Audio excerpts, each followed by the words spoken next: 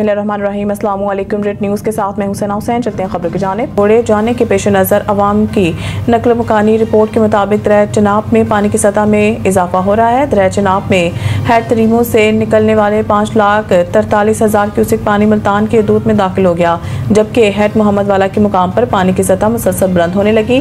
महकमा नहार के 413.40 क्रॉस कर गई। पानी के बहाव को कम करने के लिए शेरशाह बंद को धमाके से उड़ाकर ब्रिज किया जाएगा।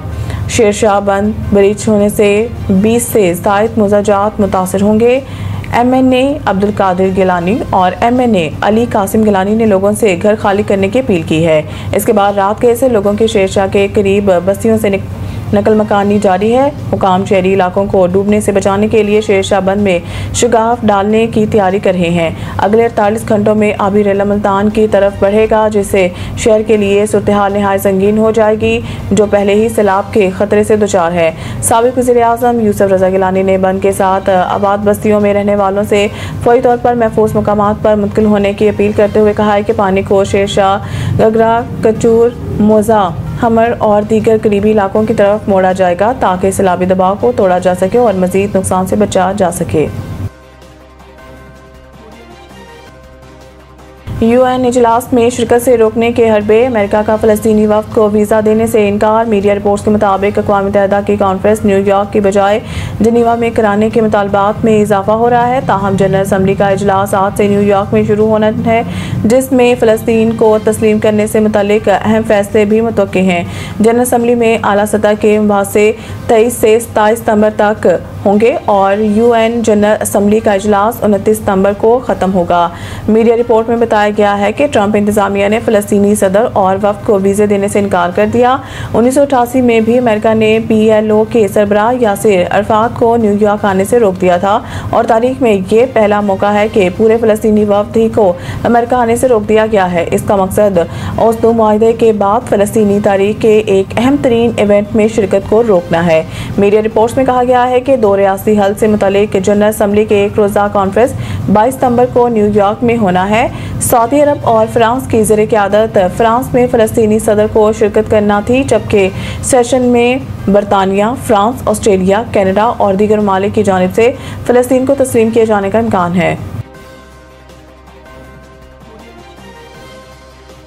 इमरान खान तारीख के बाद लीडर हैं जिन्होंने ओए तोए कल्चर मुतारिफ कराया। राना सनाउल्लाह मीडिया से गुफ्तगू करते हुए उन्होंने कहा है कि तहरीक इंसाफ का बाइकॉट दरअसल राह फरार है, क्योंकि एक तरफ वो इलेक्शन कमीशन से कागजात वसूल करके तमाम प्रोसेस मुकम्मल करते हैं और दूसरी तरफ अदालतों में जा पहुँचते हैं। राना सनाउल्लाह ने कहा है कि बानी PTI को अपने ही मेंबरान पर एतमाद नहीं।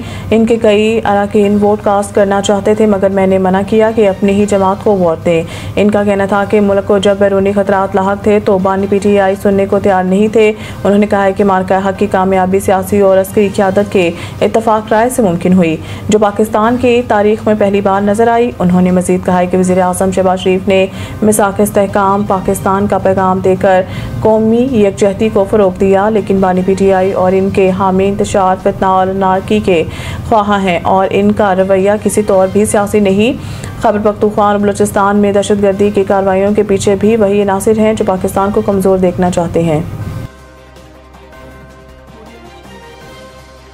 Indian TV anchor Anjana Keshav को मुस्लिम मुखालिफ बयानात महंगे पड़ गए। मुकदमा दर्ज। ये मुकदमा retired police officer Amitabh Thakur की दरख्वास्त पर दर्ज करने का हुक्म दिया गया, जिन्होंने मौका अख्तियार किया है कि अंजना केशव ने अपने प्रोग्राम में भारतीय मुसलमानों को नापसंदीदा बोझ के तौर पर पेश किया और इनके खिलाफ नफरत अंगेज जज्बात भड़काए। रिपोर्ट के मुताबिक 14 अगस्त को अंजना केशव ने अपने प्रोग्राम हिंदुस्तान की तकसीम का नामुकम्मल एजेंडा में कहा था कि 1947 में 4 करोड़ भारतीय मुसलमानों में से सिर्फ 96 लाख पाकिस्तान गए। उन्होंने ये सवाल भी उठाया है कि जब तकसीम मजहब की बुनियाद पर थी तो बाकी मुसलमान भारत में क्यों रह गए।